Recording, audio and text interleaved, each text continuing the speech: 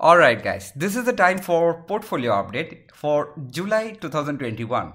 As you probably know, in this channel we do not give stock tips like top 5 stock to buy for this month or that month. We simply do not believe in this kind of tips. What we believe, we simply practice. And what we practice, we show you. Yes, in this video we will show you what we have done in our own portfolio and how was the performance for the last month. We have added a new stock in our portfolio. We will explain the reason why we have added that stock in our portfolio. If you are new in this channel, if you like long-term, slow and consistent compounding, do consider subscribing in our channel. So without having any further intro, let us dive in.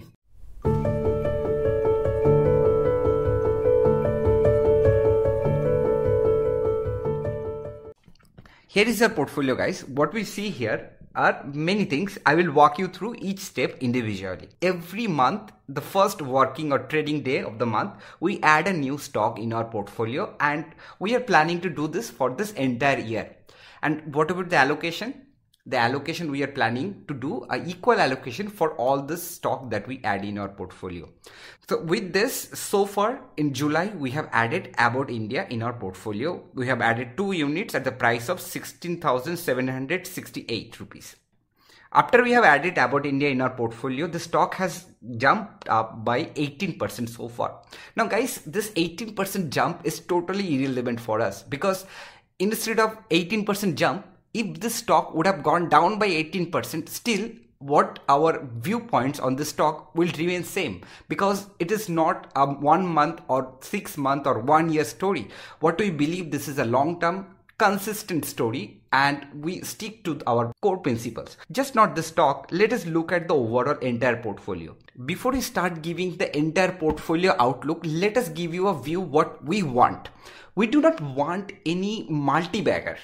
We want to avoid the multi-bagger with passion. Instead, what we want to do, we want to capture and hold the business which would be compounding at a consistent rate of 15 to 20 to 30% rate. We want none of this company to come in the headline. It should be as boring stock as possible so that whenever a company increases its revenue or increases its profit or even the share price goes up by 25 or 20%, it will not make any headline. So let us look some of the stock that we already have. Let's take example of Pidilite. Pidilite so far, after we have added in our portfolio, it has jumped by 35%. But have you seen or read any major news on Pidilite? This is the kind of stock that we want to buy and hold. Something similar, if we see Asian Paint, so far it has jumped up by 27%. But do we read a lot of news on Asian Paint? This is what we want. We want consistent return for a long time.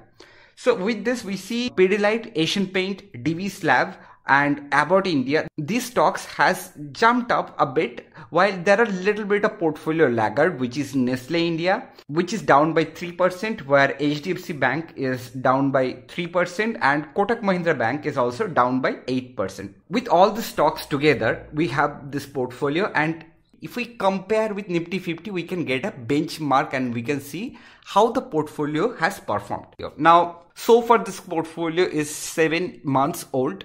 This is a very short time to compare any performance. Even if we are showing the parameter, it actually doesn't make any sense because these parameters are valid only when the portfolio is at least a year old. So this must be acknowledged. The reason why we are explaining this, that we will be using the same framework for coming days as well, and we will be sharing the same with you. In last 1 month, 3 months, 6 months, and since inception, we have found out this level, how the portfolio is performing. Since inception, you can see we have in our portfolio 12.8% of return when the Nifty 50 has given a return of 9.9%. Now guys, this information or this return is including the dividend. Just doing the difference between our portfolio return and Nifty 50 return, we see that there is a change of 2.9, which is called alpha. Alpha is basically what is the change of our portfolio with Nifty 50. So far it is 2.9, which is good to see, but again, this is a very short time, nothing to compare. Moving to the next is beta. What is beta? Beta actually shows the risk profile of the portfolio. It's basically track down the sensitivity of the price movement of the stock or of the portfolio altogether. since we are benchmarking our portfolio with Nifty 50, we are comparing the volatility of the Nifty and portfolio return. So we see our portfolio is having a beta of 0.87. Now, higher the beta, more is the volatility of the portfolio. We see the beta is 0.87 when we compare it with Nifty 50. That means our portfolio is less volatile than Nifty 50. As of now, the portfolio looks good and solid even if it is a short month interval. We will see how this parameter changes over long time. Moving next is we see the allocation. As I mentioned earlier of this video, we expect to give the same weightage for each of this business that we have owned. But what happens in the meantime that we have seen the Pidilite, Asian Paint has had a run up of more than 30%. So because of that, the allocation actually tilts toward Asian Paint and Pidilite. Pidilite we see 16.5 and Asian Paint we see 17.3%. These are kind of, higher side of allocation. That is our short portfolio update, and we will keep updating you our activities in coming months as well as how we perform with respect to the market. Now moving next, we will come to About India. This is our new inclusion in our portfolio. Why we have added About India in our portfolio, that is what we are going to explain in this part. Before we take any stake in any position, it is very important for us do a little bit of sectorial analysis. What is the sectorial analysis? About India, it is working in a pharmaceutical sector, and before we invest, we need to understand how the sector is performing. If the sector is growing at say 3-4%, we should not expect the company to grow at a 10 or 20%. That very rarely happens. So that is why it's very important for us to check how the sector is growing. In India, pharmaceutical sector has been growing pretty consistently more than 10% for last 5 to 6 years. And it is also expected that the pharmaceutical sector in India also will grow at a same pace, at least 10% CAGR for next 5 to 6 years. So this is the first thing that we know the sector is growing at a 10%. The company that we are looking, if it is a market leader or it has some superior advantages, it is highly likely that it could grow at the same pace or even a little bit higher pace than other competitors. So this much we know, the pharmaceutical sector, it is a good sector to be in. Now we will come to the company, how this company has performed over last 5 to 6 years, since the growth has been phenomenal in this sector for last 5 to 6 years. And let us look at the past result. Here we remember a quote by Sir John Templeton who says, good business leaves trace on the financial numbers. So it is very important that we check the financials and then we do a calculated guess on the numbers, how it can look in the future, because the investing is all about future. What happened in past really matters, right? So if we just look at the sale growth from 2014 to today's date, 2021, we see a staggering growth of 10% CAGR. So we have taken the data from 2014 because after that the company has adopted a new accounting policy. So it will not be fair to compare the result before that because it was having a different accounting policy. So if we see in this 8 years, the company has grown its sale by 10% CAGR. Now we know already that pharmaceutical sector is growing at a rate of 10%. About India is also growing the sale growth at that pace, which is good. I mean, this is nothing that out of ordinary that we should be very interested and very focused. So sale growth, okay.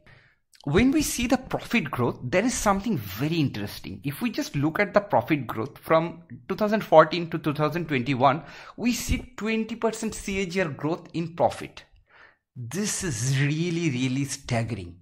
20% CAGR growth happening in profit when the sale is growing by 10%. There is something which is happening in this company. So that piece of puzzle we can solve if we can look at the profit margin of this company.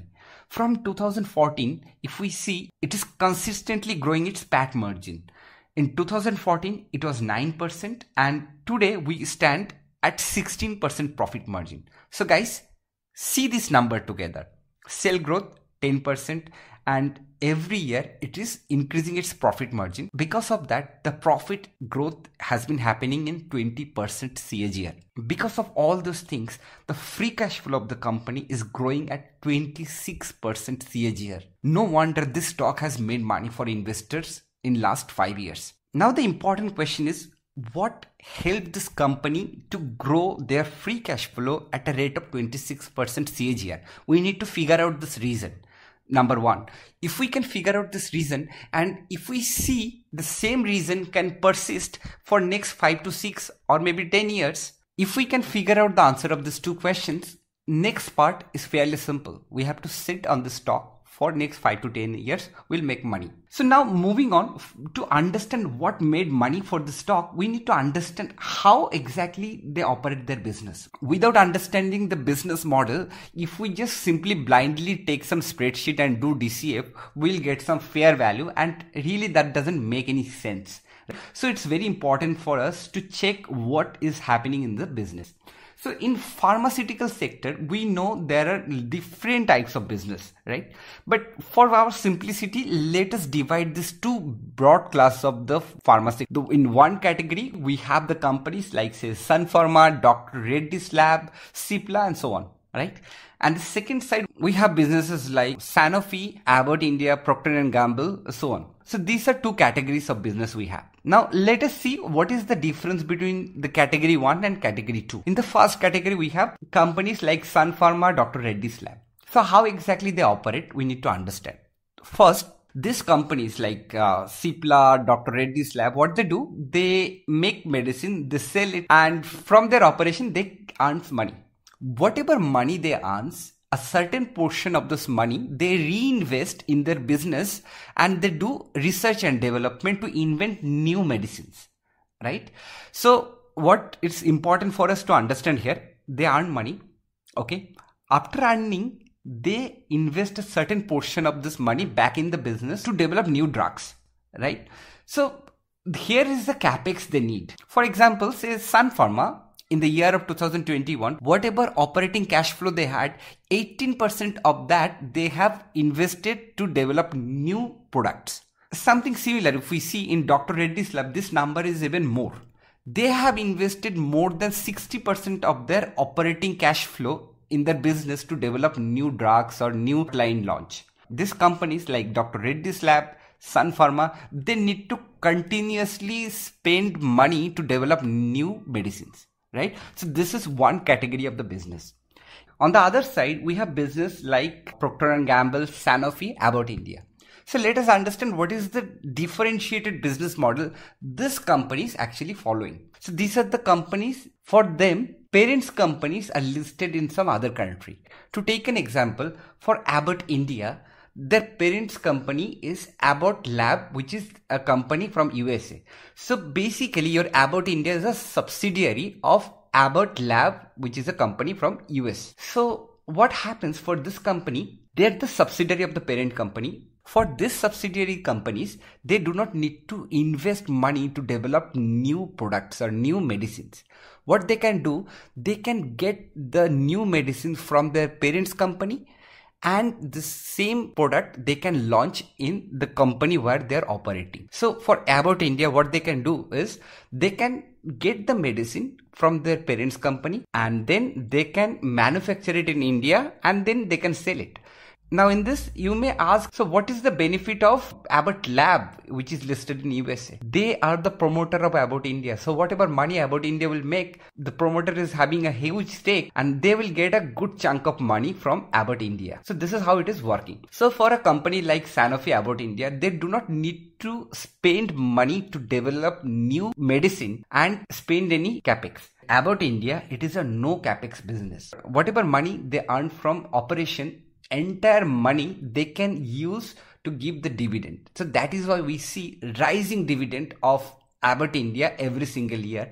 And if we see, there is absolutely no capital investment for Abbott India. So now we understand the business model of Abbott India. Now the next part is we need to figure it out why the profit margin of this company are increasing from 9% and today it is 16%. So Abbott India, basically what they do, they try to find out the area where there is no competition or there is no medicine. They try to find those areas, and the medicine is always there. They can ask to the parents company to give the new medicine. They can launch in the Indian market. This can happen without having any capex. This is the biggest advantage of this company. So they will launch a product in such an area, there is no medicine. So doctors has to recommend their medicine. There is no way. And because of of that, what we see every single year, Abbott India launch at least 5 medicines in the new area, and what happens eventually, those launches becomes the new market leader in that sector because there is no competition as such in that area. So this is kind of the secret sauce of this company. Every year they will launch some new product and those product will become the market leader since there is no competition. Guys, you know, if there is no competition,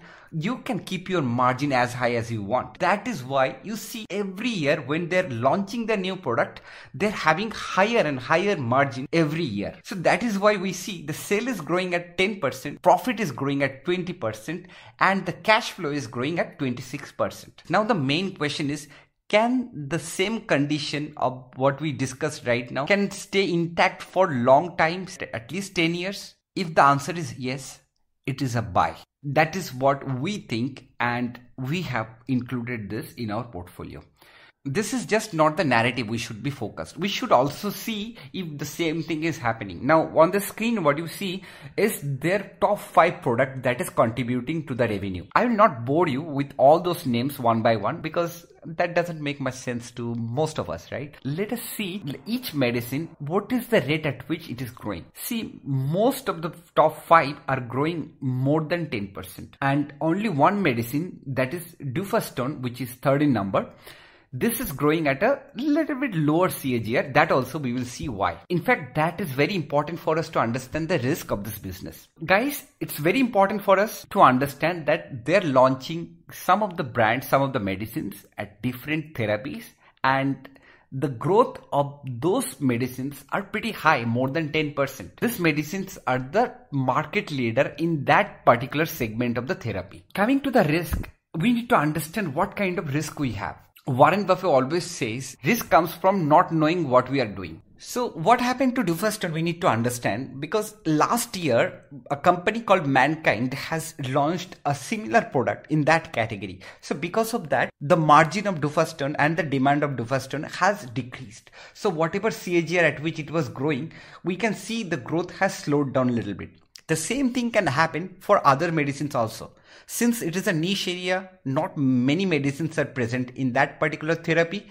What could happen that other company can see this opportunity and launch new product in the same category, which can potentially slow down the growth of the top brand of Abbott India. So this is a potential risk this company is having. If we read the annual letter of this company, Abbott India, we can see the company also acknowledge this risk. So to counter this risk, what this company is doing is basically launching new product, because this company is having enormous access of the new product from their parents company. New product they have in the pipeline, they will keep bringing all those product in the right time and they will do the right marketing. And what happens, even if the growth of one or two particular brands slow down, it will not bother them because they have more products to launch in the pipeline. So this part we need to understand, and we have to keep and watch on this factor. So I think with this we have a little bit of preview what Abbott India is doing, how different it is from other companies. I hope you liked our video on the portfolio update as well as investment thesis of Abbott India. Thank you for checking out this video. I'll catch you up in the next one. Till then, take care.